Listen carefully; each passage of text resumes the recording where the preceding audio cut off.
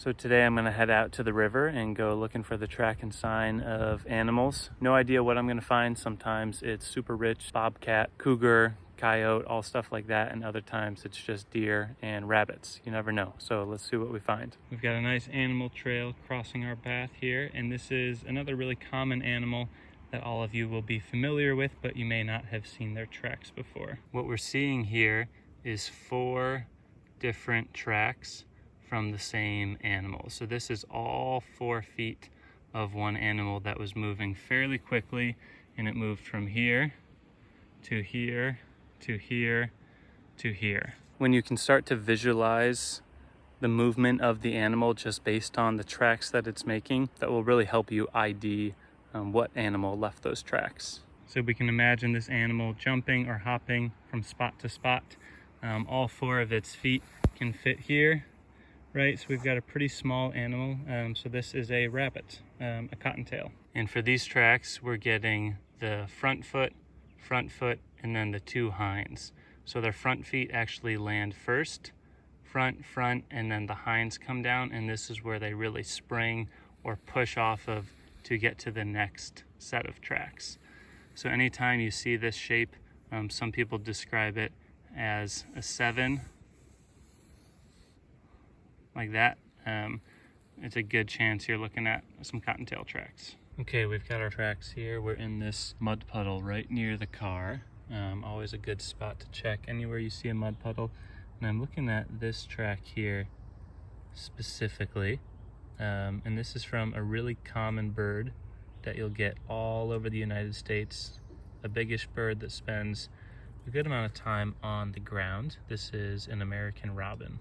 You can tell it's got 1 toe going back and 3 toes going forward, and it's about the size of half of one of my fingers. A little farther up in this mud puddle, we'll see this robin moving, sort of hopping, skipping, running, something like that. We've got 2 tracks here, 2 tracks here, and 2 tracks up there. Yeah, it looks like it's in this skipping motion, 1, 2, 1, 2. When you're starting out tracking, it's really important to become very familiar with the tracks that are going to be the most common. So the robin's a good example of that, where it's common throughout North America. It's a bird that spends a lot of time on the ground. So just statistically, many of the bird tracks you come across might be robin. So the more you can get familiar with that and say, yes, that's definitely a robin, then that can help you figure out when you're looking at something that is not a robin track, something smaller like a sparrow, or something bigger like a crow. It's also always a great idea to carry a field guide if you have one.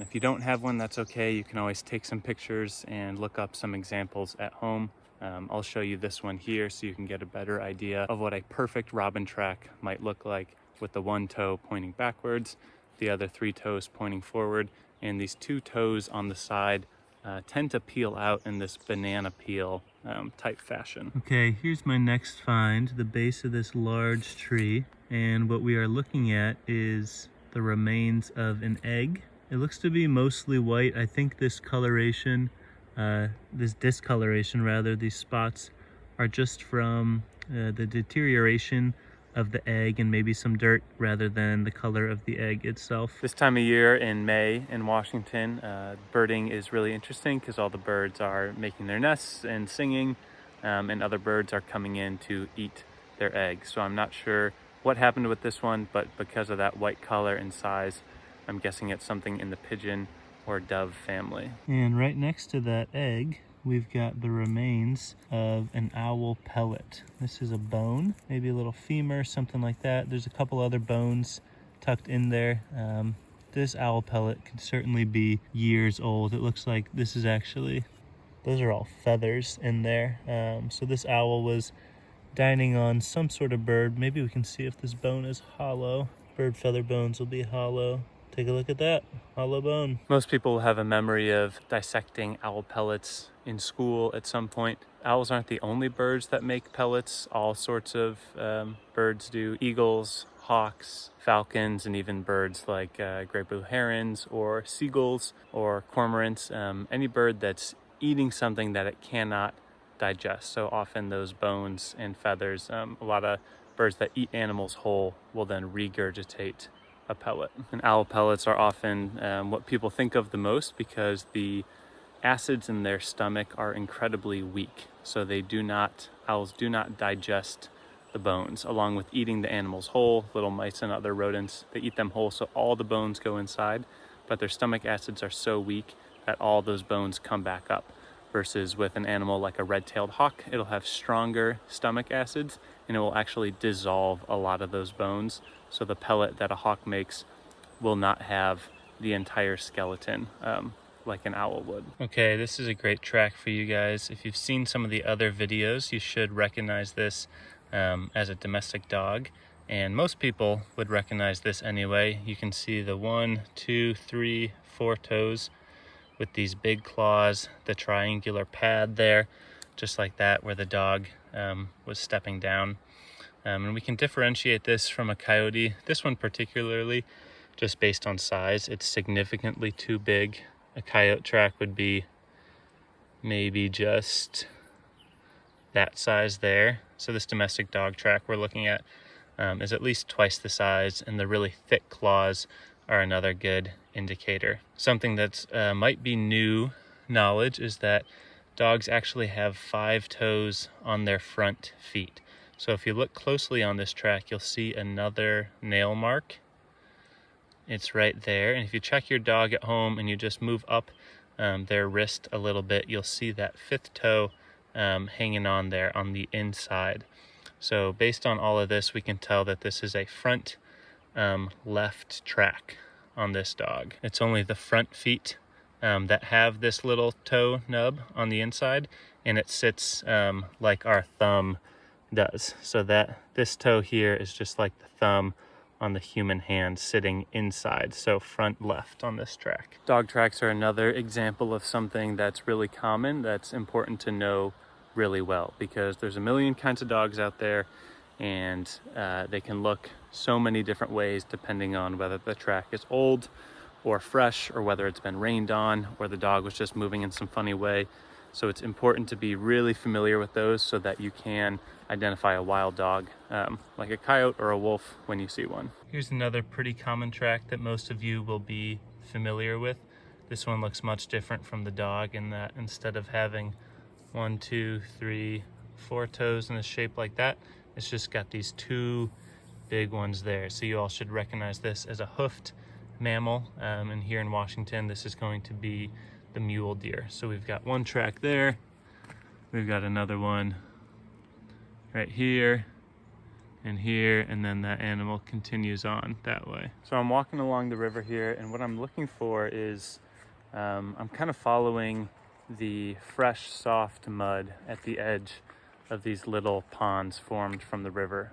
That's where we're going to have the highest diversity of tracks, because a big animal like a deer or a dog will leave a track in pretty hard mud, but anything smaller than that isn't going to leave much of a track unless it's really soft. So this spot looks to be pretty ideal. We've got a handful of ponds throughout this channel. It's a low-lying area, so all of this used to be covered in water at one point, and it will have dried out bit by bit while still leaving the really fresh wet mud at those puddles. Let's see what we find. Okay, now this is another domestic dog, not super rare, but we can see some other interesting things when it comes to the track morphology.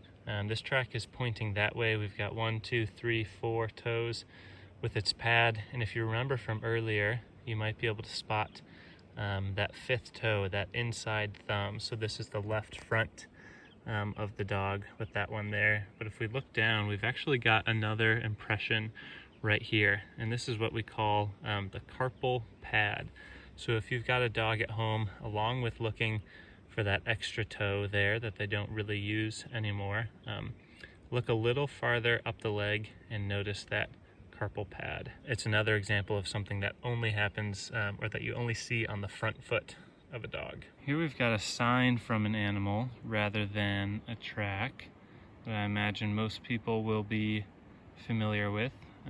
This is a tunnel from a mole. Moles will make those tunnels all over the place, whether it's in suburban backyards, cow pastures, or along the river like this, and they're tunneling in search of food. They're almost entirely fossorial, meaning they live their whole life underground, but we see the evidence of them as they sort of push up that dirt from those tunnels underneath. When we go out tracking, we're tracking animals, but we're also tracking, you know, the signs of humans and the signs of the landscape and the natural rhythms of the environment. So you'll see this trail here, which could look like a burrowing vole or maybe a mole that we talked about earlier. But if I pan the camera up, you'll see that there is a log 3 feet above this line. And maybe you can put the pieces together that this, what looked like a trail here, is just the drip line from this log. And you can see this in the cities, you know, under the gutters, anything like that. But when we're looking for wildlife, we often see something like this. A trail like this could be confused for some sort of small burrowing rodent or something running back and forth and leaving a large trail. That's why it's important to look at the whole picture of the environment. Okay, we've got some big old scat here. Here's my hand for scale, pretty sizable.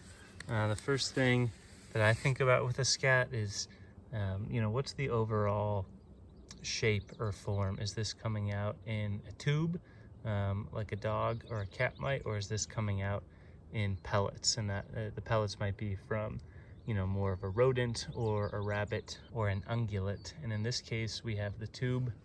So that puts us in the realm of cats and dogs and maybe otters and raccoons as well. And the size of this, it makes me immediately think of something in the coyote, bobcat, or mountain lion family.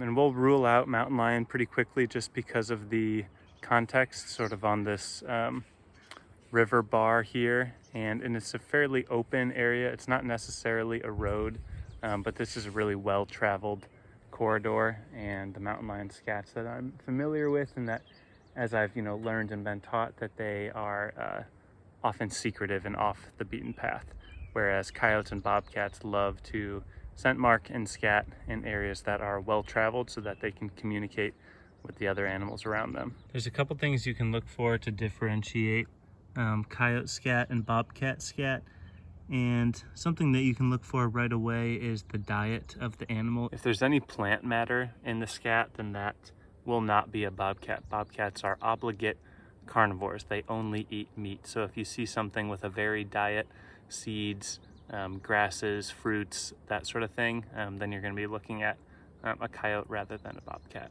In this scat, I'm seeing some fur, which could put us in either the coyote or bobcat camp.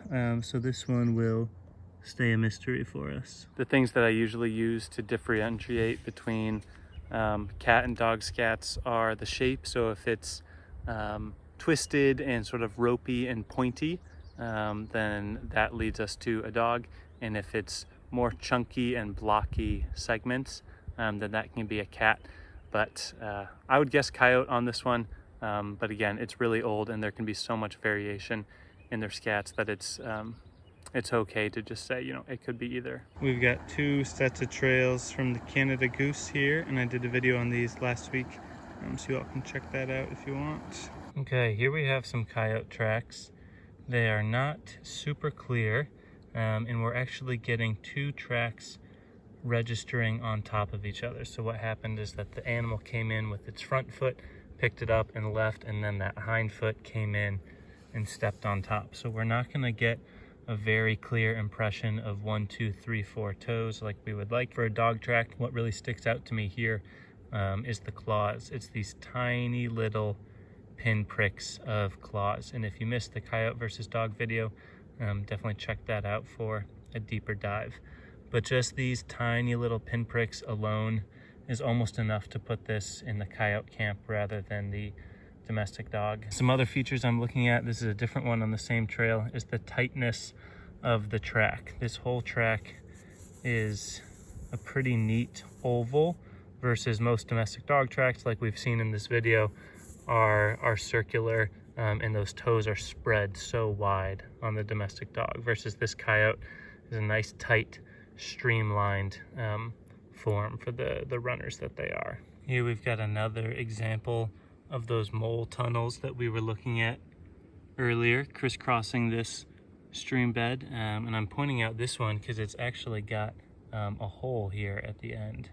It's been my understanding that moles like to plug the entrance of those holes so that other predators aren't getting in there. This one is open. I'm not sure what that means, whether the mole is outside of it and it exited, or it simply didn't plug it on the way in. This doesn't look like another predator came in to excavate it. If that were the case, I'd expect to see something much more messy. When you do find an open burrow entrance like this, it gives you almost an exact size of the animal that made it. So this animal is about, 2 fingers wide. So we're looking at a fairly small mole to make this tunnel. In order to figure out what bird this feather came from, it's important to look at the size, the shape, and also the color. And also you just need to put in a lot of time to figure out what this is. But I'll let you all know that this is a robin feather. Some things I look for are that pale edge on the leading edge of the feather. There's that really thin stripe that's a lighter color, and also this lighter trailing edge as well that's a little bit thicker. And this is a primary flight feather, so from almost like the index finger on the bird's wing is where this came from. Thanks for watching, everyone. Hope you learned something new. Let me know what kind of track videos you want to see in the future, and we'll see you in the next one.